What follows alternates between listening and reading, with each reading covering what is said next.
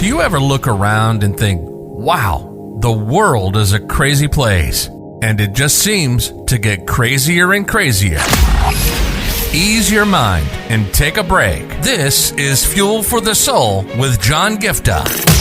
We're a hub for inspirational Christian sermons, practical keys for Christian living, and Christian discussions and interviews. You'll be inspired to live the life that you were created for. Your host is a top-ranking podcaster, best-selling author, world record holder, aerospace engineer, life coach, evangelist, and founder of John Giftah International. Welcome to Fuel for the Soul with John Giftah.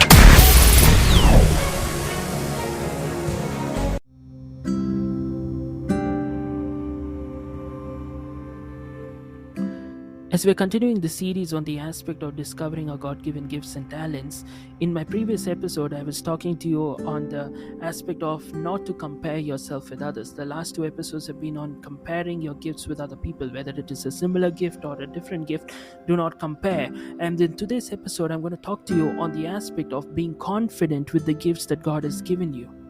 Because this is something I've learned over the years, that many of us, as we are working on our God-given gifts and talents, and as we keep going deep on it, we may face so many challenges and opposition and people ridiculing and mocking and people saying all sorts of things that can discourage you in being confident about your gift. And that's why I want to challenge that you should be confident about your gift, right?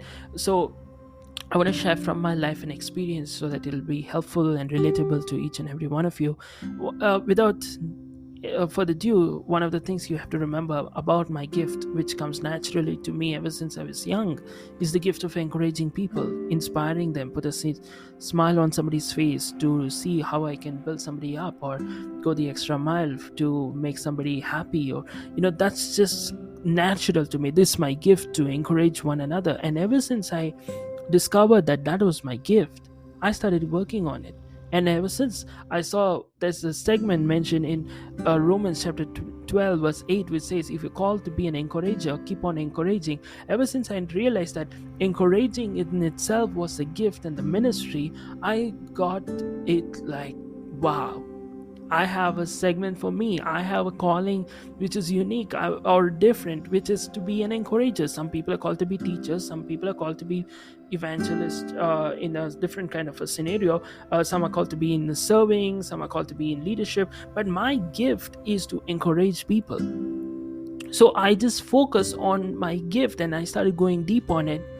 And when my gift of encouraging started setting root, I faced a lot of rude comments. I faced so many people who did all sorts of things to shame me, put me in a spotlight, put me down and say all sorts of nasty comments about me.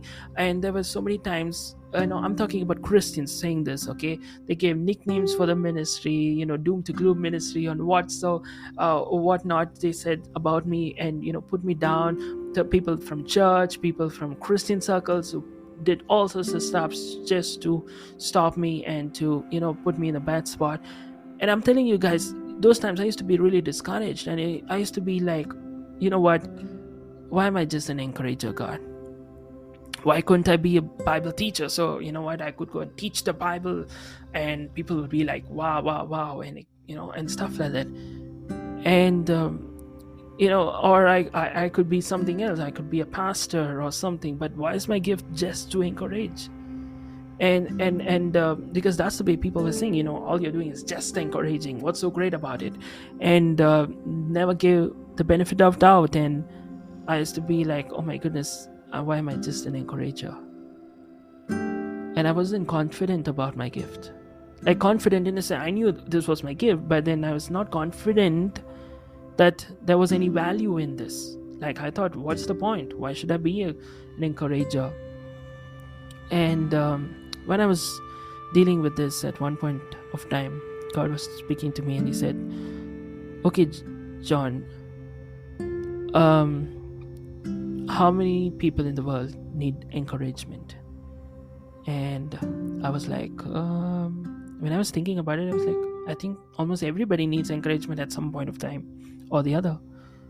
And then he said, how many people are actually doing that, right? How many people are actually operating in the gift of encouraging? And when I was thinking about it, I'm not trying to put anybody down or do anything of that sort, but this is the conversation I had with God, and just an open book, just sharing this with you to help you.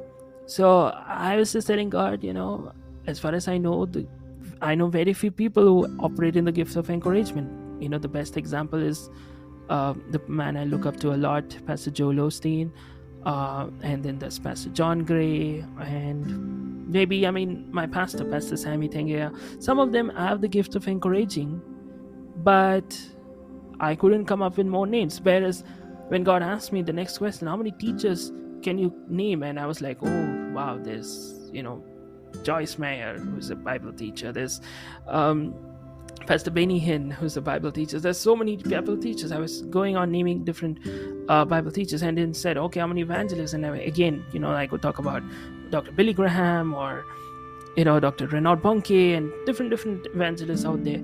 And God said, see, here's the thing. He said, the whole world needs encouragement. You have that gift to offer, but there are very few people who have the boldness to operate in that gift which I've given. Now, that really shook me. I know this is kind of like very personal. This is specific to me, but I'm just trying to use this to help you understand, okay?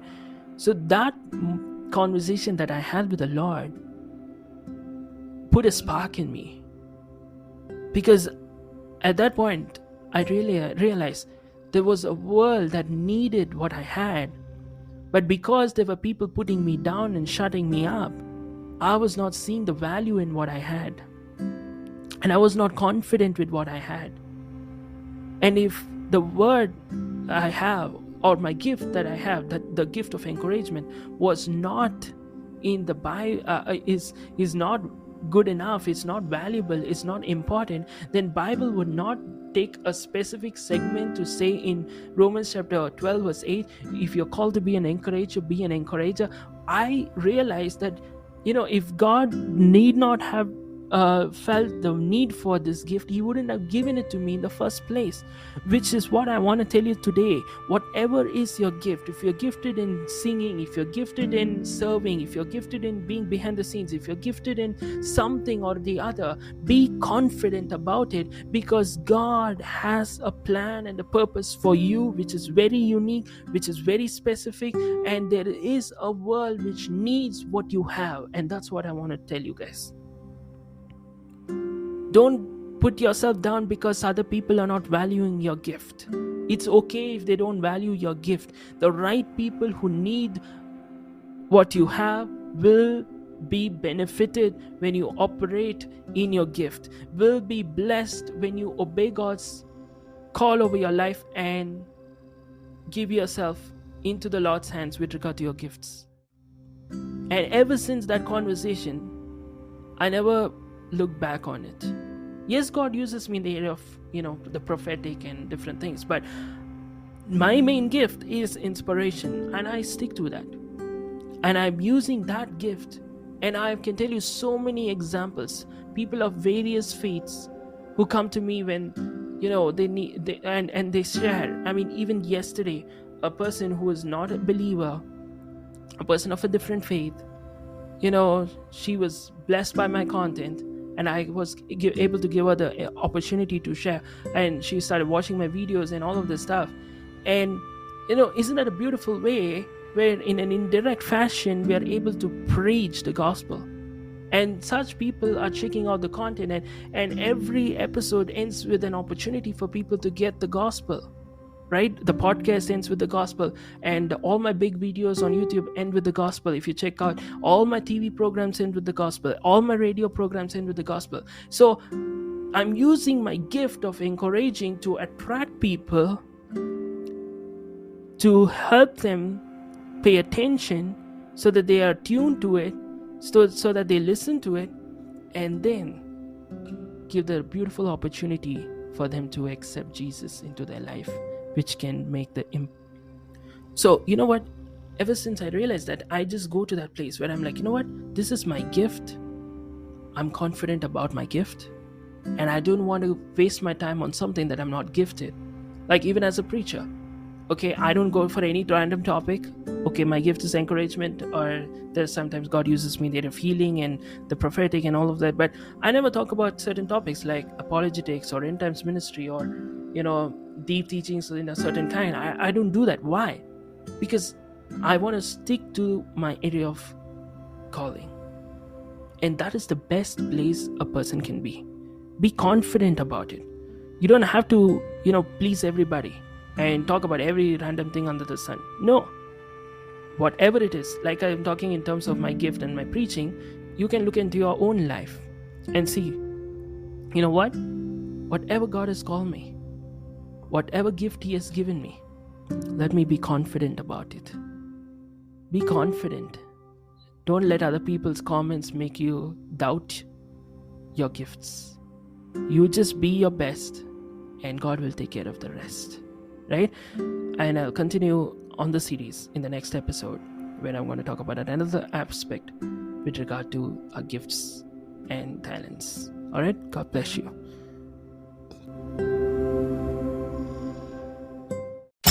You've been listening to Fuel for the Soul with John Giftah. We hope you were blessed and inspired to live the life that God has for you. Make sure to subscribe to the John Giftah YouTube channel for regular uploads of sermons, skits, interviews, and more. Follow John Giftah on Instagram for regular inspirational posts. And don't forget to check out the best-selling books written by John Giftah, Who Am I?, which will help you understand your identity, and the latest #1 bestseller, Unveil Your Purpose, helping you discover your purpose and to start walking in it. Make sure to leave a rating and review, and be sure to share it with your friends and loved ones. If you'd like to donate, you can find the PayPal link in the description. And if you'd like to invite John Giftah to speak at your event or to get more details, go to the website at www.johngiftah.com. See you on the next episode of The Fuel for the Soul with John Giftah.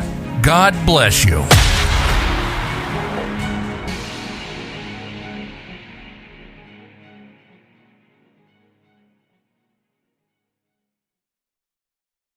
If your heart stops beating now, do you know where you're going? If you came face to face with death now, do you know where you're going?